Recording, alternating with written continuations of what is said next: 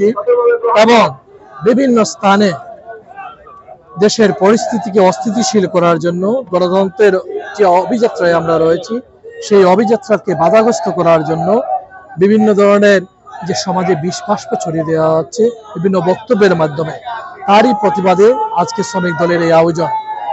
শ্রমিক দল জানান দিতে চায় যে আমরা সবাই ফ্যাসিজম বিরোধী যে সকল শক্তি আমরা একসাথে মিলে কাজ করেছি, সেই শক্তির ভিতরে কোনো ধরনের অনর্থ আবারও বাংলাদেশের গণতান্ত্রিক অভিযাত্রাকে স্থিমিত করে দিবে, স্তব্ধ করে দিবে অথবা গতিপথকে নষ্ট করে দেবে।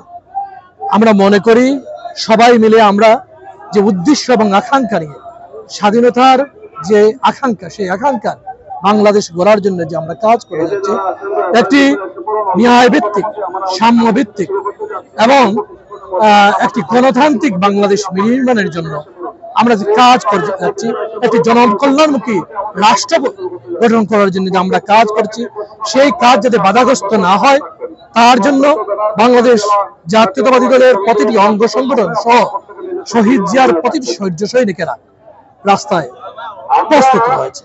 এটাই হচ্ছে আজকের মূল বক্তব্য, আজকের সমাবেশ, আজকের এই শ্রমিক দলের বিষয়।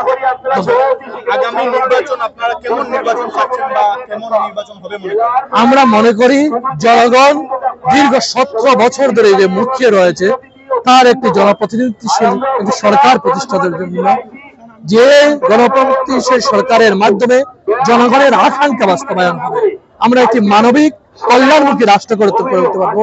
সেই সব ব্যক্তিবর্গকে ইনশাআল্লাহ জনগণ ভোট দিয়ে নির্বাচিত করবে। জনগণ গত 17 বছর ধরে যে বিএনপি তার সাথে যে কার্যক্রম পরিচালিত করছে তার সেই আকাঙ্ক্ষা বাস্তবায়নের জন্য ভোট দিয়ে জন আকাঙ্ক্ষা পূরণ হবে, এটাই আমরা মনে করি। ধন্যবাদ।